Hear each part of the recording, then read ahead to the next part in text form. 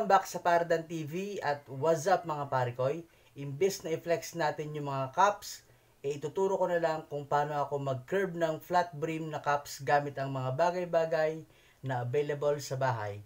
Tara, simulan na natin mga parikoy. Ayan mga parikoy, so pipili lang tayo ng cup na gagamitin natin para sa project natin na pag-curve ng brim. Ayan.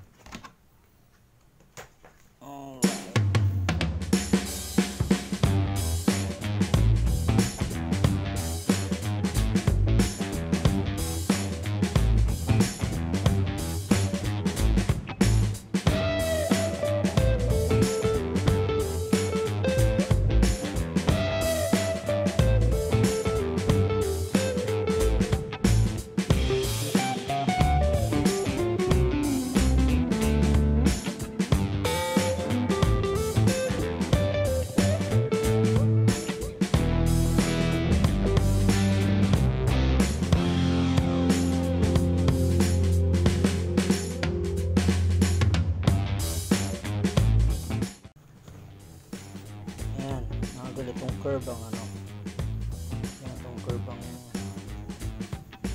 kailangan natin i-achieve.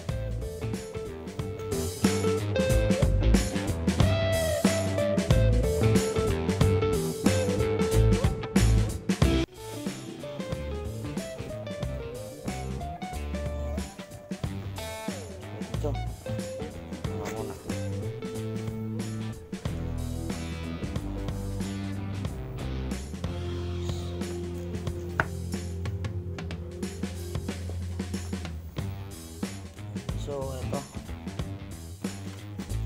So ito ang napili natin para sa project natin na gawing curve ang brim.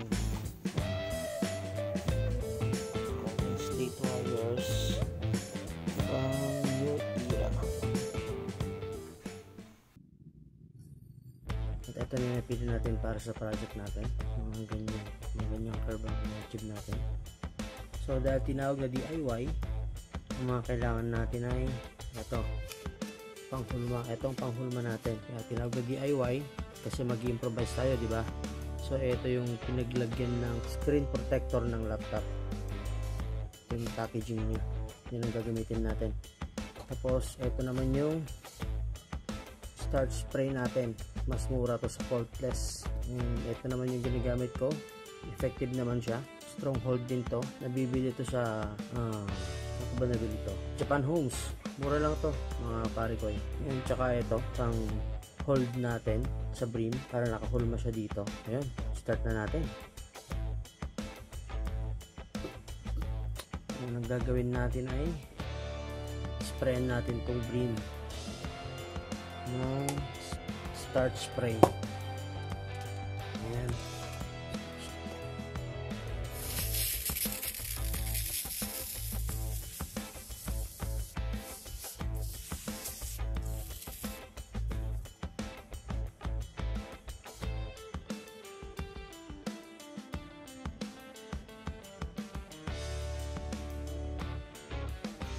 Dito sa ilalim. Hindi lang.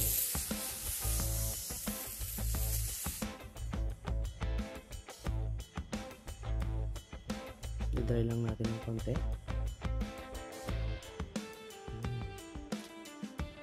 Ayan, pag na-dry na, kung gusto nyo dagdagan nyo pa. Pero para sa akin, okay na to.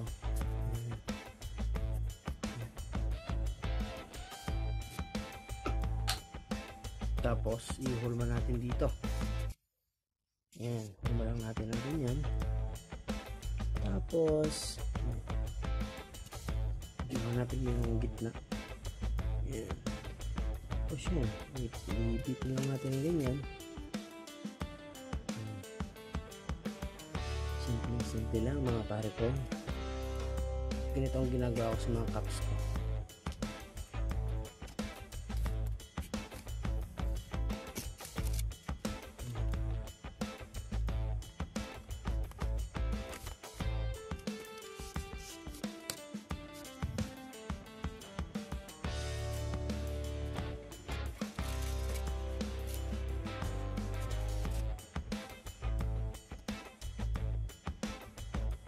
Ayan. So, iwan lang natin siya magdamag. Tsaka natin makita ang resulta.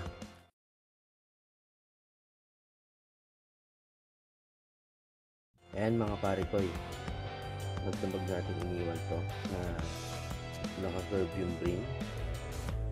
So tatanggalin na natin tong pinanghawak natin dito para makita yung resulta.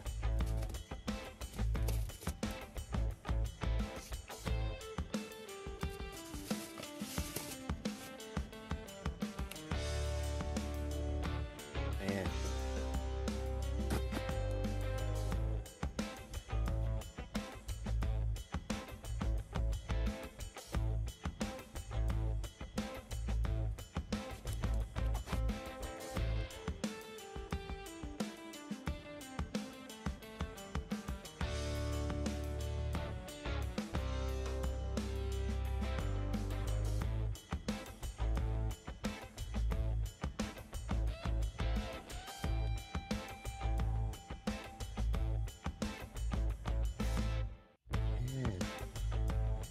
Result.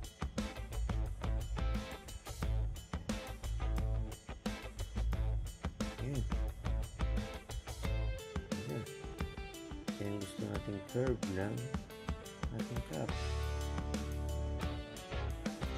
Diba? So ayan, ito na yung resulta ng DIY natin, do it yourself curve brim para sa ating 950 New Era Cup. Okay,